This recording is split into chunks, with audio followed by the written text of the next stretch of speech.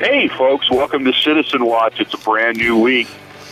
April 8th, 2014. We made it through the first week of April. I tell you, the year just seems like it's going quick. And I know you can tell by my voice I'm still on the phone. And I was supposed to be back in studio, but I promise I'm in California. I'm not quite back to Merced yet. I had to take care of some issues back in San Diego. But we do have on KYOS AM 1480 in studio Steve Colvard, the best engineer and co-host in AM radio, and Robert, fresh back from Vegas, the Velvet Sledgehammer. Tomasetti. I'm glad you made it back, Robert. You didn't get detained or waylaid. Hey, no, but I'll tell you who we saw. My brother Vince and I were sitting at Caesar's Tahoe. We were sitting at Caesar's Palace, and we were at the Apostrophe Bar, and in walks Brad Garrett and Ray Romano. And I tried to ask them, you know, they're comedians. Sure. So they paid me a compliment because they said, hey, I have a radio show, and they left. So I thought maybe I'm a comedian too. Well, Robert everybody's got a radio show. Picture. I don't know if it was Momo or Robert, but it was Momo, Robert's brother. No, my brother Perry surprised us. He was down there Monday. So Monday we had dinner with my father, my brother Perry, my dad's wife Franny, Momo and I, and my God, do we look alike. I'm like, you know, we always thought we looked like our mother until we get older. Now we look more like Dad. Yeah, I'll have to send you that picture, Steve. Maybe we can put it up on our YouTube channel. But I'll tell you, those three, four rather. I could probably get it up on the website here. Hey, anyways. Not tell the difference. But, you know, welcome, folks, to Citizen Watch. Again, we appreciate you tuning in. And if you do want to catch our old shows, you can go to YouTube and punch in KYOS, space 1480 AM. All of them are getting over 300 hits. It's just amazing.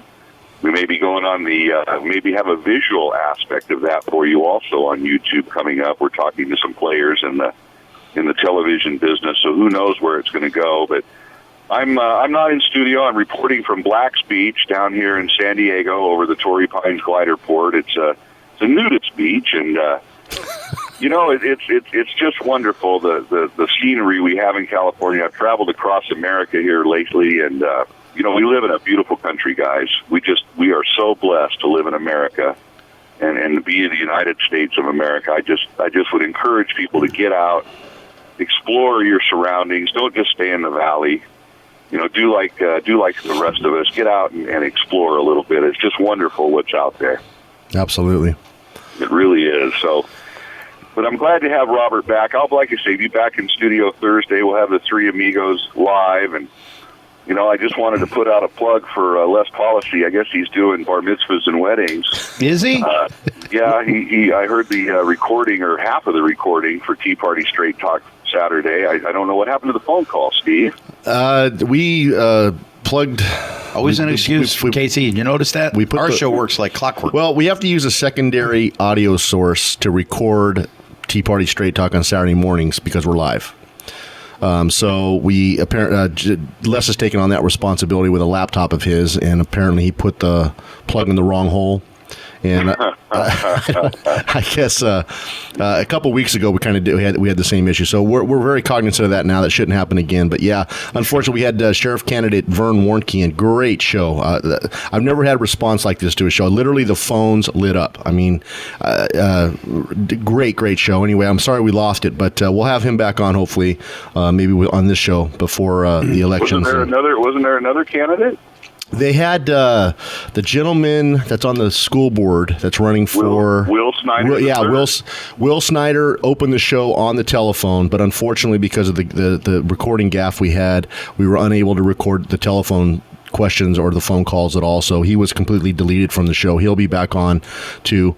So yeah, we apologize, and we'll try to make sure it doesn't happen again. Well, just a little programming note for people that didn't get to hear it live. That's why you heard an abbreviated version of Tea Party. But we're going to try to have those candidates on our show. One of the candidates hey, wait a minute, is that John Pedroso out there in the surf? At the nudist beach? I can't believe it. Hey, hold on, let me ask somebody. Hey, is that Is that John? Oh, no, it's whale migration season. I'm sorry, folks. Anyway, what are the... oh, my gosh.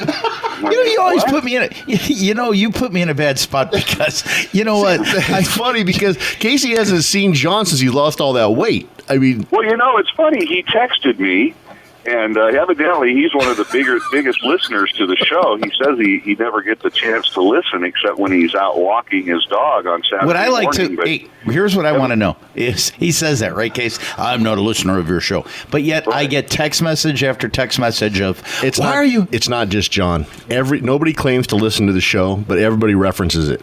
It's the most ironic what's funny thing. is I guess he was listening to our Thursday show when we were talking about his little his belt buckle barbecue or weenie roast he's going to have there for the cancer walk, and he goes, I just want to let you know that I've lost 30 pounds in September. It's true. True statement, yeah. I think he's down to a B cup now. So anyway, I guess I mistook him out here. I thought he was out there in the surf. But what you do is you have this rhetoric, and I know as soon as this airs, my phone's going to blow up. What you guys hammering me for? I like Johnny's. Well, you know what, John? It's because we love you. Absolutely. It's because you know what it is? The way the Let me tell you something. It's because he texts us. And John Pedroso is one of the good guys. I mean, sometimes he thinks with his heart instead of his head, but deep down, he's an honorable, good man, and I'll take that to the grave. And we only throw rocks at the lead dog, and John, we know you're the lead dog up there on the dais at 2222 Peyton Place. The others don't hold a candle to you. At least you come out with your emotions and your thoughts. These others, they wouldn't say crap if they had a mouthful. And I don't mean to tease you too much, and I hope you understand it. It's fun. It's said exactly. in friendship. And, it's all in good fun, exactly. Yeah, it's all in a lot of fun. I know you throw some rocks our way too, and that's okay. We can take it. We're one big happy KYOS radio family. And the difference is what you feel you say on the air. What John says, he says off the air. So as soon as the microphones come on, he's a gentleman. But boy, as soon as the microphones click off, he is just a ball of fire.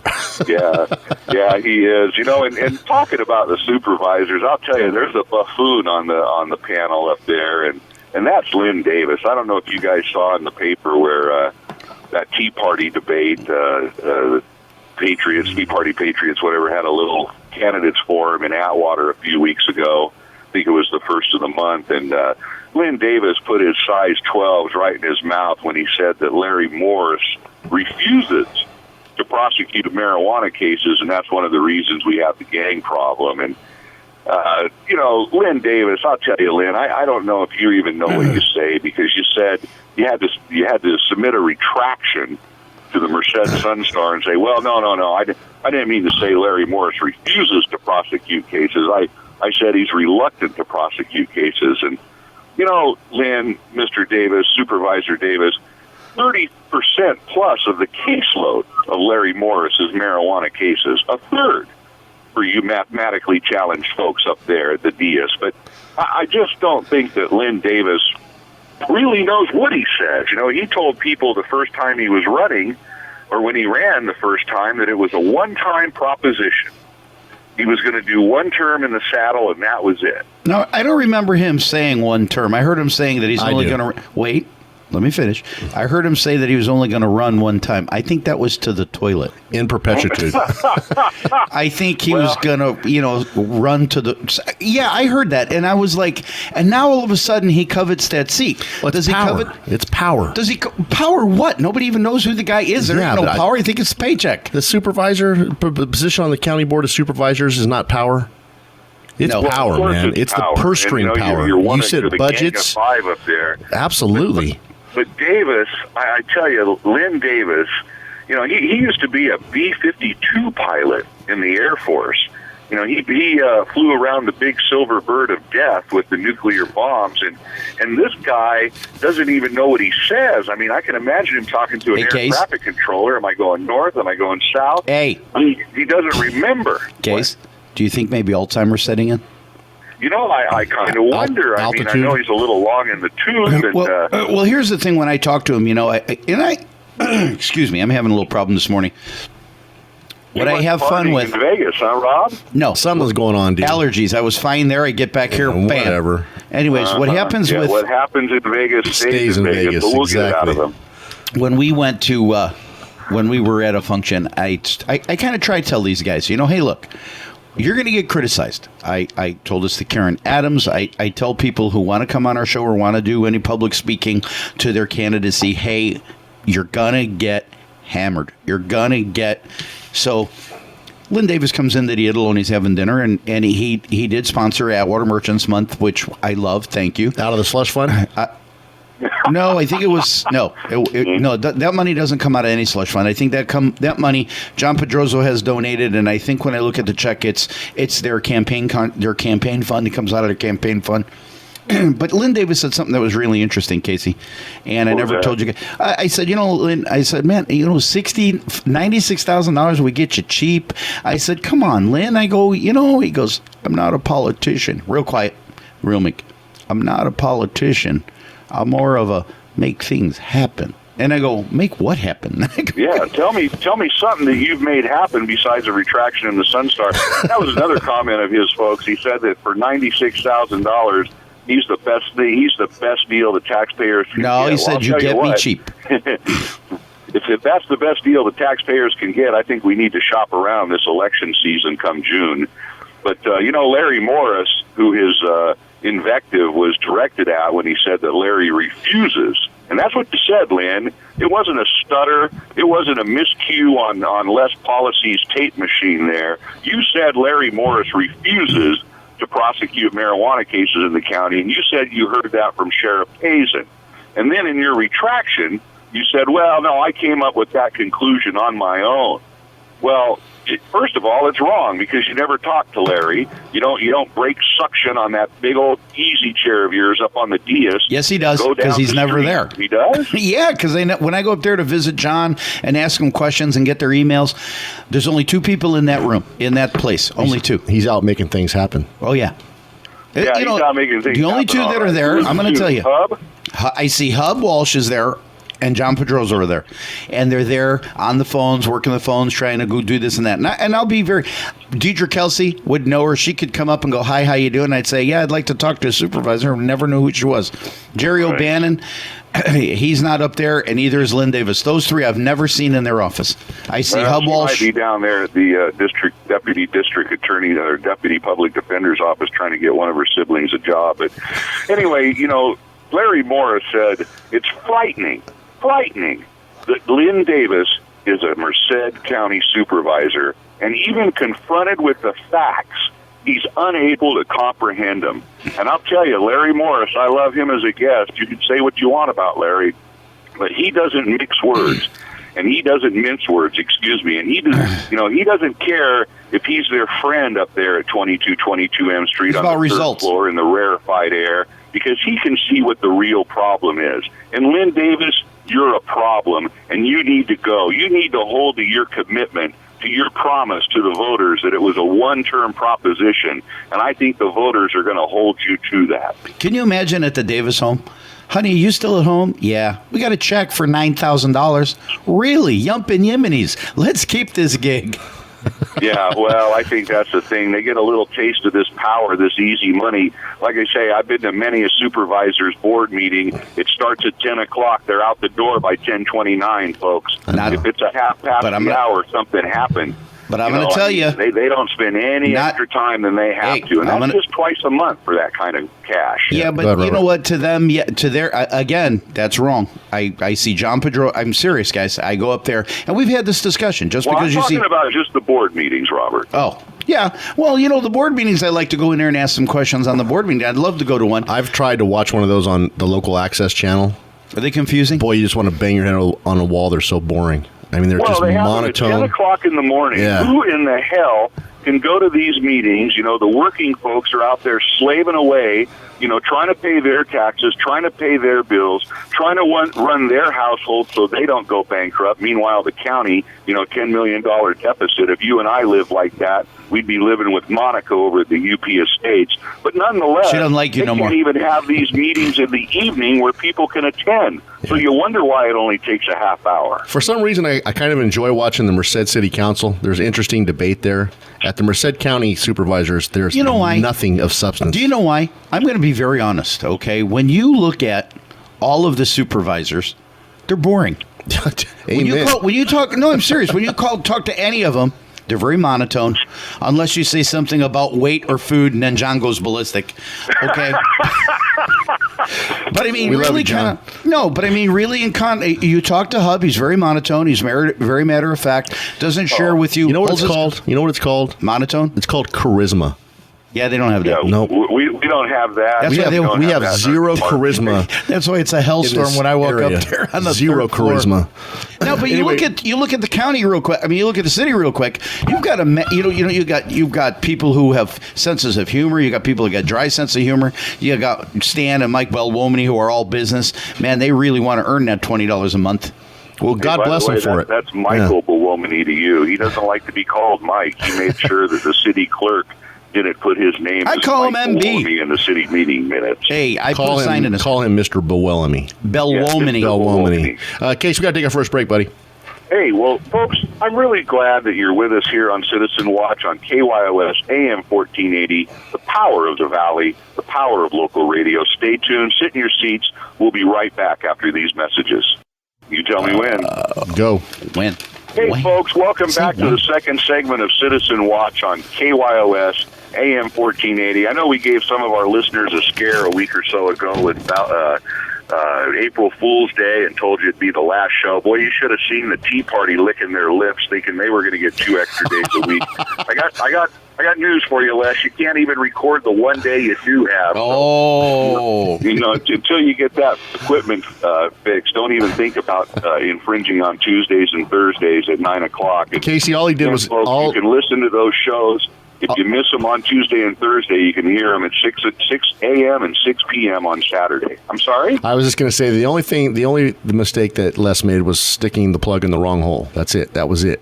That was well, sometimes that's a felony in some states. But, yes, it is. I just want to again thank people for listening to Citizen Watch here. We've got Steve Colvard, Robert the Velvet Sledgehammer Tomasetti, fresh back from the city of Sin.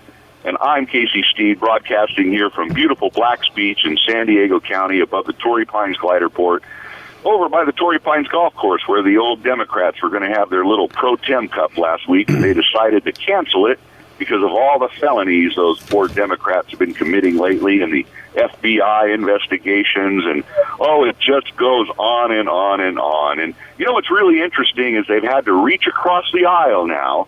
They didn't have to before with that supermajority, but now they have to reach across the aisle because they don't have a supermajority, and they need the Republicans' help. And I found it interesting that, all of the taxes and burdens that they're putting on us, I don't know if people realize, but California is the 4th highest in the nation with a tax burden, both state and local. And the thing that's sad about that statistic being 4th in the nation is we're only 15th highest in the nation with per capita income. Our per capita income is $42,500. Now, that's the whole state of California, because people listening in Merced County are going, I don't make $42,500. I think per capita here is 21. Yeah, but here's half of that. You're right. Here's the thing, unless you're a supervisor, then you're double that. Right. And we're getting a deal at that level. Wait a minute. And if you are a school teacher at Merced City Schools, you get 3 times that level. But that's right. They're professionals. That's right. So anyway, very, very disappointing. The reason I say these numbers are a little skewed is that's based on 2011 data. As you guys know, we had an election in 2013 where we increased the state sales tax, and we had Proposition 30, this quote-unquote tax on the rich. So actually, we're probably 2nd or 3rd in the nation with the tax rate. It's funny you should say that, tax on the rich. Because when we were, listen, when I was in Las Vegas, my brother Vince and I, and Ernie from Ernie's Transmission. Ernie went with you? Not Ernie from Ernie's Transmission, but Ernie from E&J Auto Repair was there, and we were sitting at the Apostrophe Bar, and we're talking to people that come over, and you're from California, and boy, I tell you what, all the negativity. And I'm going to be honest with you. This is really funny, and my brother thought I was going to get slapped. This really, really, really good-looking lady stands next to me, right? And she's ordering stuff. And the next thing I do, we start talking, comes that she's in sales. And I said, where are you from? She says, I'm, guess where? Peoria, Illinois, right outside Chicago. We had a blast. The guy's taking pictures of us, and all this kind of stuff. Another lady comes up and she wants a certain kind of tequila, right? She doesn't want just any kind of tequila. She wants a certain kind of tequila. So I said, well, ma'am, I said, if you try, because I know a little bit about tequila. She looked at me with disdain and put her nose up in the air, and I looked at her and I go, you must be from California. She goes, damn right. Yeah. And when you're out and about, folks, I'm going to tell you, Californians stick out like sore thumbs. They are the rudest people. They don't look like they're having any fun. And the funniest thing about it is they talk about money and politics, and we're sitting there, and here are people complaining of exactly what you're talking about, Casey. 4%. Could you believe we're going to be taxed, and we got to pay for this, and we got to pay for this because those people on welfare. We got to pay for this, we got to pay for that. And I started thinking, wow, that's kind of terrible that they think that way. But then when you see the statistics, you think to yourself, yeah, the government does gouge them pretty much, don't they? Well, they do. They do gouge us. And what do we get for it, Robert? Well, we get the fourth highest gouging in the country. Right? Yes, we do. And we got people in Las Vegas that stand out like sore thumbs going, I'm from California. Damn right. Go Kim Kardashian. Well, they're still talking about keeping unemployment benefits coming because the economy hasn't improved. How many times have we heard, it's the light at the end of the tunnel. We're looking up. Yep. We're looking up. Yeah, but here's the county in a deficit. But here's the thing that pissed me off. I read in the Perspective this morning, and this leads to what you're talking about, Casey. But it is, again, we look at things, and sometimes we look at snippets of stuff, and we go, oh, my God, and we make a decision on that. Jobless will suffer from Congress's inaction. It was written by Thomas Perez, who is the U.S. Secretary of Labor. Now, since he's the U.S. Secretary of Labor, how does he get his job? Because he sits there and kisses up to Obama. And Obama wants everybody to think everything is a Republican problem and it's a Republican situation because it's bipartisan. I read this article and I was angry because a lot of it is full of lies and really weird. Goes in to talk about, it says there's no single face of the crisis, and they talk about a young lady who lowers her thermostat to 58 degrees and keeps her coat on in the house because of that. I'm thinking if people went outside yesterday and the day before when it was 58 degrees, they're wearing shorts.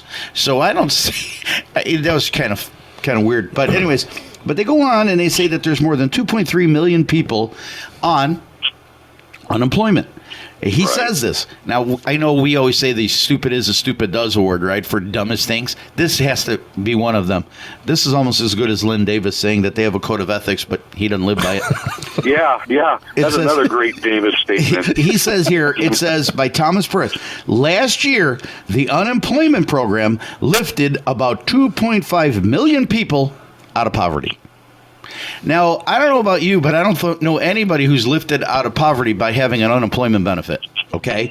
Because then what he does is he comes back, okay, and about 3 paragraphs later, and he says, no one is living the good life on unemployment. It replaces only half of a worker's earnings. It's a lifesaver, not a lifestyle. But before that, he says that it's lifted people out of poverty.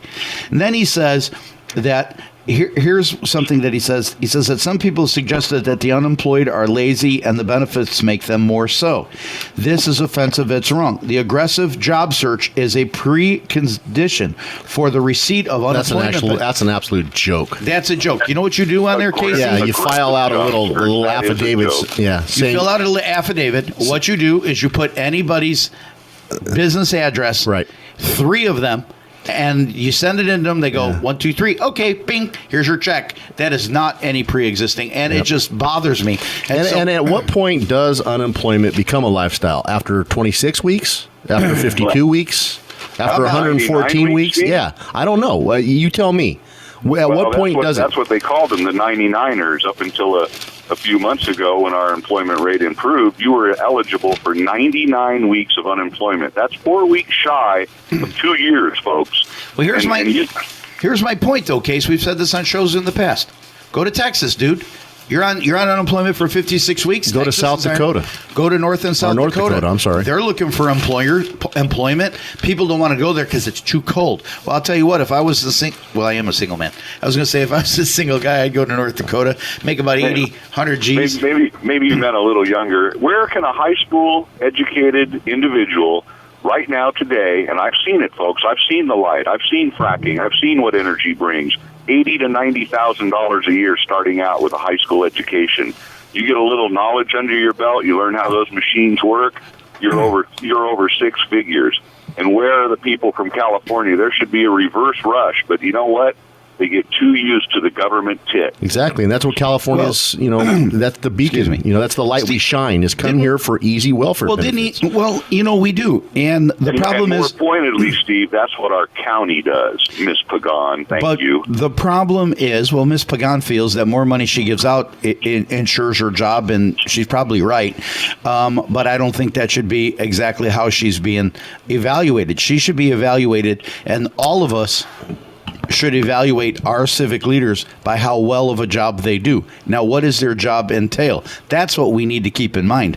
It was kind of funny because Steve wanted to talk about this morning about there's how hold on, I missed the paper here, so I'm trying to. There was an editorial in this morning's paper. For sale to the highest bidder. Yeah, it really struck a nerve with me. And one thing was hilarious is it said the seats, they're talking about how to buy. It says for sale to the highest bidder is about for sale at auction is the 535 seats in the Congress.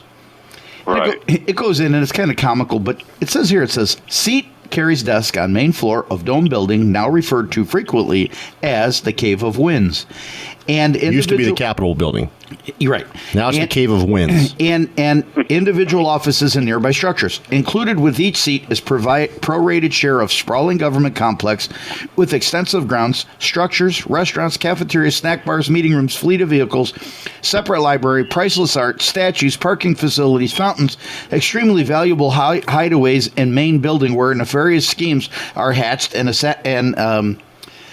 assignations conducted under influence of alcohol spirits will be conducted and auctioned apart from the general building. Welcome to your government, folks. And you look at that and you go, are you serious? We are serious, and that's what struck the nerve with me. This is where we're at. This is where we are at in this country. Yeah, but you look at it differently than I do. What I looked at is my God, $100,000 a year job and you get all those perks? I mean... $100,000? Well, I think the House of Representatives are 160, 140. I don't think that much. Hey, look at it this way. President Obama was a congressman before he was president. He hasn't held any public sector job. The guy's tax return, he's worth $26 million. How do you get that working for the government? I know. There you go. That's exactly what we said several shows back. Remember, Casey? Every United States senator is a millionaire, and over half of the House of Representatives are millionaires. You think that's coincidence? No, and my dad would always say... Not when you get $160 a year. How does that happen, Steve? Does that happen at KYOS? You know how you get it, Casey? Propagate like that? You know how you get it? Is because people on Capitol Hill are allowed to trade on the stock market with insider information. Mm-hmm. That would send you or me to jail.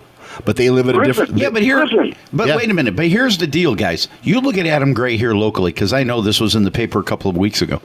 It said that Adam Gray and the Assembly, and we always say this, the minute that the government sniffs black, the first thing they do is give ourselves a pay raise. Yep.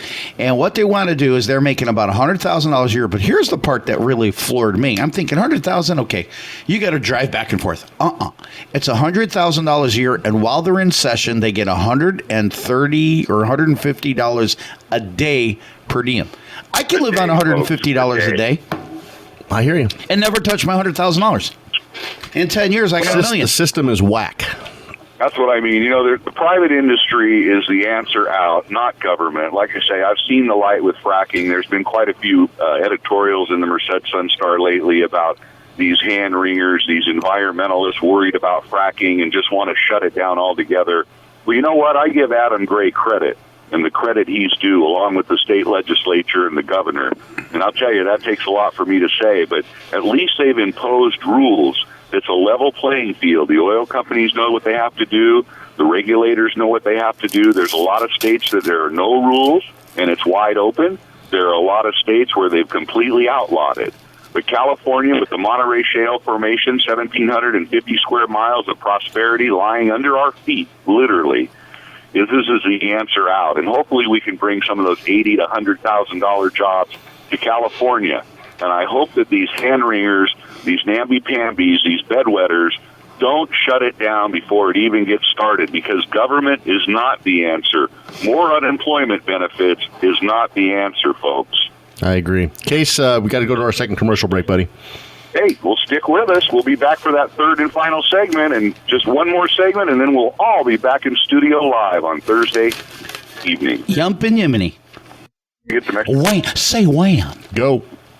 Hey, folks, welcome to the third and final segment of Citizen Watch on this beautiful summer-like Tuesday evening, April 8th, 2014, broadcasting from the beautiful Studio C, the Radio Merced facility, state-of-the-art equipment in there. The hamster hasn't died yet, has it, Steve?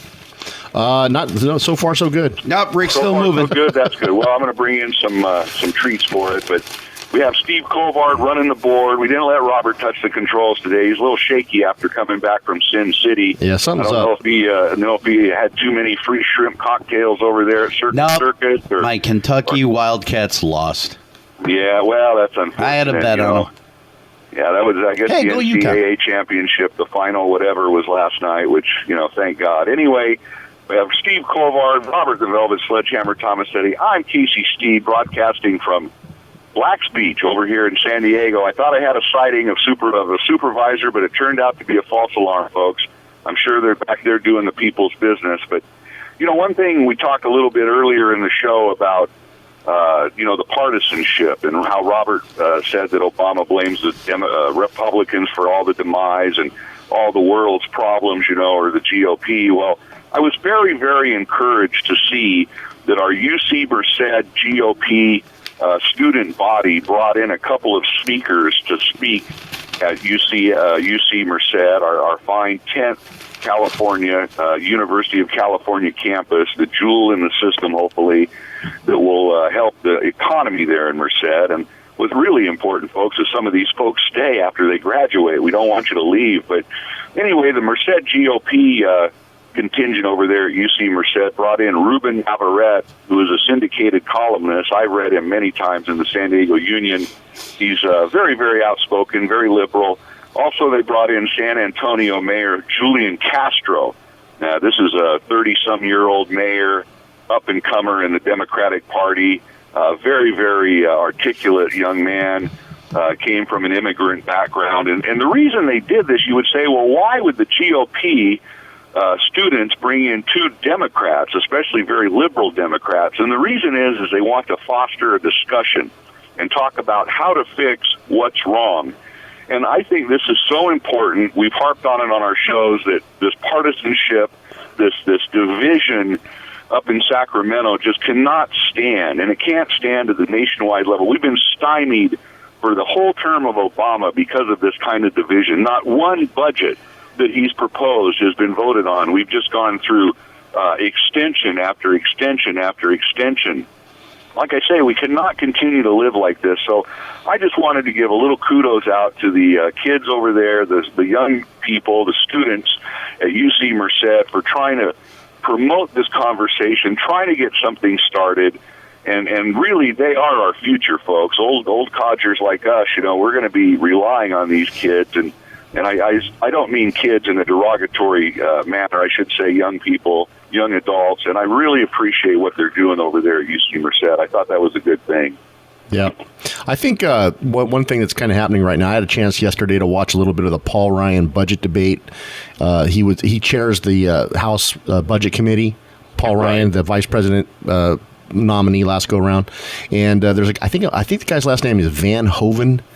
I think he's out of Michigan, maybe. He's a Democrat. He's the minority. I stick to local politics, Steve. Yeah, well, anyway, my point is that there's really becoming a line about philosophy about how we go from here. That I see. And yeah, so there's two different clear philosophies that you're going to have a chance to vote on next go around. Well, that's how Bill Clinton got his second reelection. He won his reelection the second time is because he obfuscated who he was with, and what I mean by that is he clouded the issues because he voted and said, oh yeah, I'm just like Bob Dole, and I'm just like this person and that person, and you couldn't distinguish the two. Now the Republicans are trying to draw a line in the sand and say, look, this is Obama, liar, cheat, this is him, this is us. See, he lied here. And well, that's how they're trying to define him. The other side saying it's a work in progress, and just like Social Security and other major social programs, there's but here's my hiccups point. along the way. And I agree with that, Steve, but here's the problem. You spend $667 million, not billion, excuse me. I'm talking really clumsy today, I'm sorry. $667 million on a computer system for Obamacare, and it does nothing but crash, hiccup, and can't even spit out the information. But see, but do you blame? I mean, if I'm president of the United States and I say to Catherine Sebelius, my HSA director, their Anna Pagan, I have this huge program coming out. I trust you. I've hired you for this very prestigious position. Make it happen. And she doesn't make it happen. That's on Catherine Sebelius, if you ask me. That is Obama putting his faith and trust in someone that he should not have put his faith and trust in. All right, she's incompetent. I would shit can her so quick that her head would have spun. But the problem is he couldn't get any other nominee in that position because the Republicans in the House it would have been. All right. Well, let me put it this way. Okay, Damien has a problem with Saturday Tea Party not coming off the way it should. Does he come to you, or does he complain? You turn it on to less policy. Well, it's less policies because the Tea Party owns that hour. So whatever happens within that hour, right? But what I'm trying to say is, it starts at the top. But I can't. I don't think you can equate us not recording the Tea Party property with the fact. I was teasing with the fact that Catherine Sebelius blew it. She blew it. But was she there at the beginning? Yes, she was there at the beginning. Okay, did she? Okay, but Obama. She was responsible for getting that website up and where it needed to be. She fumbled the ball. She lost it. And what Obama's guilty of is putting faith in someone that he shouldn't have put faith in. Okay, so why did you say that about George W. Bush the first when he said, "Read my lips, no new taxes"? And because of the Democratic Congress, taxes were necessary. He had to renege on his promise, and they ran his ass out of office. I don't think that's right either. But I wasn't on the air back then. I think I was 12. Some heads should have rolled in the Obama administration. I mean, Eric Holder as a lot of it. Attorney General. Catherine Sebelius has done more damage to the presidency than any individual that I can think of in the recent past. How about Obama himself? She allowed the conversation to be about government incompetence and not the merits of that exchange. And you know what? And you have a very good point. But if it's me and it says my name's attached to it and it says Tomasetti care, I'm going to make sure that son of a gun goes off without a hitch. You got a million things on your plate. You got to delegate. Of course, you got to trust people. You've got to pray that the people that you're delegating to have the competence to accomplish what you want them to accomplish. And in this case, I think it's been shown that she was incompetent. And you know what? She's going to retire with a beefy government salary. There you go. She's going. I mean, she's going to be a millionaire when she's all said and done. She'll write books. And that's where I have an issue with government. Well, what I have an issue with government is people who use the government to line their pockets. And to me, like with the book thing. If you're not doing your job, you're lining your pockets. If we're paying you to accomplish a task and you're not accomplishing the task, you're stealing money from the taxpayer. That's the way I look at it. I don't disagree with that at all. If you sit in your butt all day and do nothing and collect a paycheck from the taxpayer, you're a thief. Yep, you're right. I won't disagree there, folks. There's a term in Latin that I always like to use, and it translates, the noblest cause is the public good. And so many times our elected officials forget what they're there for. They forget who they're employed by, and they get greedy. It's one of the 7 deadly sins. They get sloth. They get I have a question. Envy. And then they forget about what they're there for, and they're there for us. But I don't think that's true. And I'm going to be very honest with you, okay? I love the movie Distinguished Gentleman with Eddie Murphy, and it talks about the thievery from our Washington politicians. It's in a comedy format about they go out there to go hunt with AK-47s, and they're blowing the hell out of these ducks, and I mean, you look at this retardedness and the silliness of what our government officials do. And instead of going, God, that's like retarded, we go, that's just, like example. We've allowed it to happen. And I'm going to tell you this. And you know what? I think people are so disgusted with it, instead of getting more involved, they become less involved. Exactly. Or like in today's perspective or yesterday's perspective, Dan Walters, Keating's crime was now the norm. And what he's talking about is Charles Keating Savings and loan in the 80s used from Arizona, used money, sucked a bunch of people in, used money to embrace political campaigns who ended up going down the wrong path, and they admonished him, sent him to jail for it.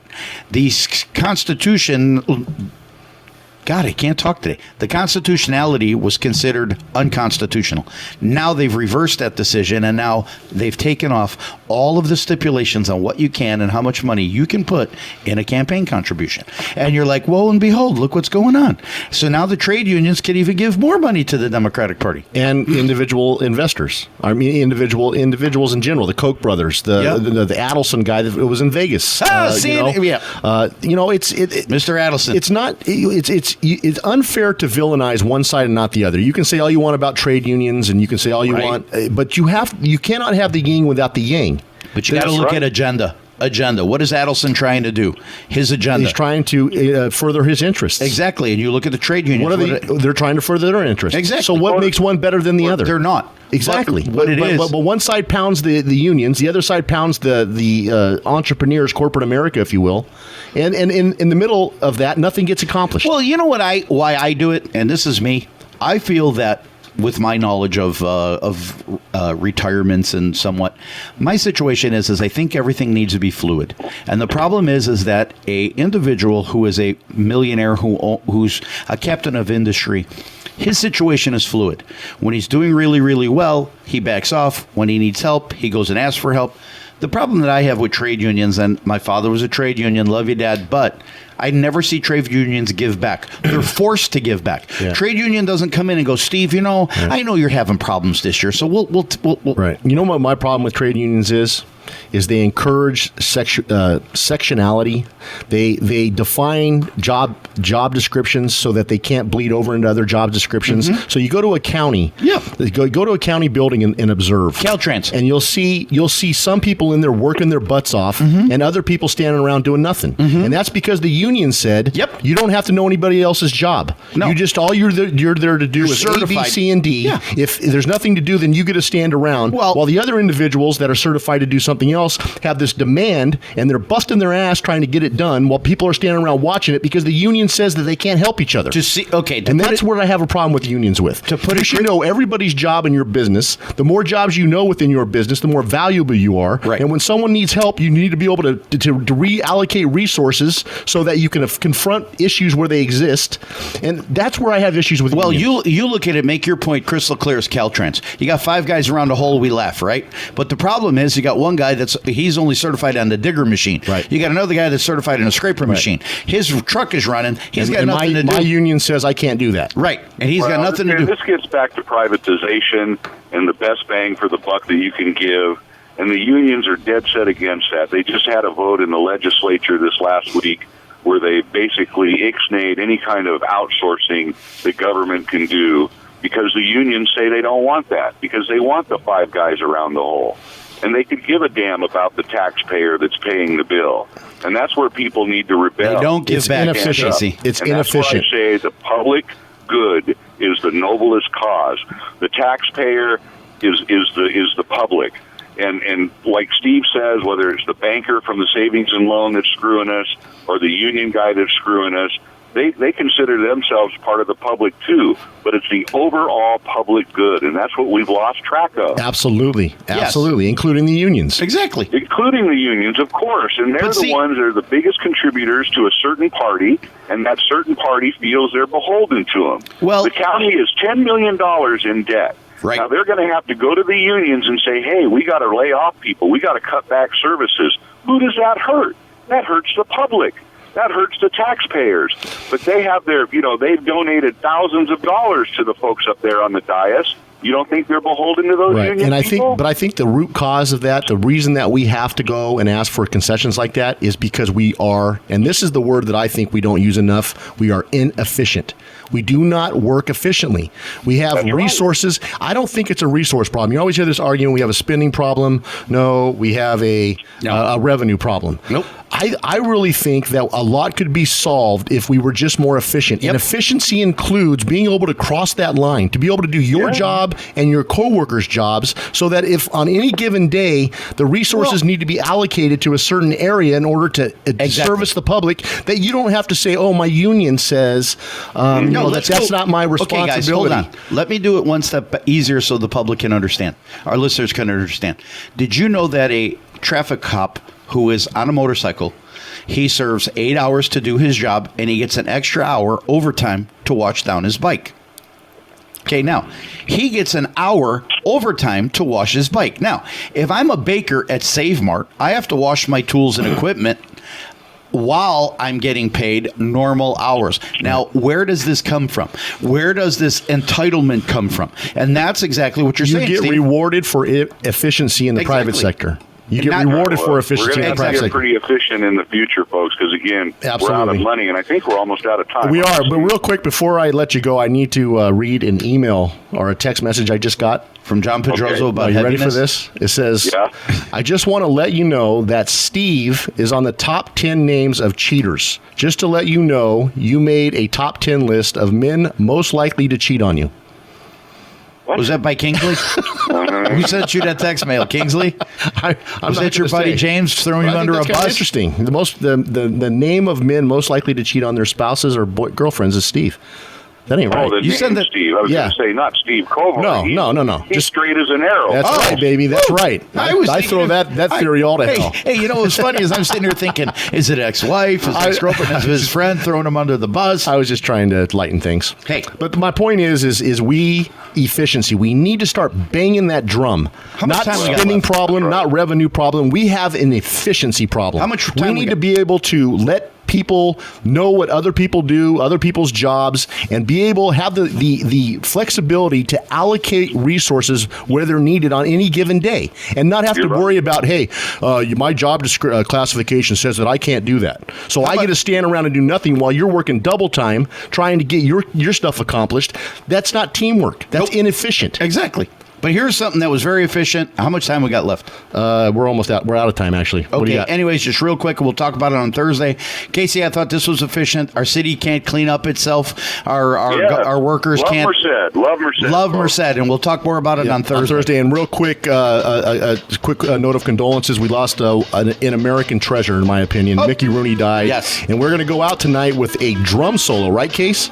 Yeah, it's a clip of a movie where Mickey Rooney was playing the drums. There's a little music to it.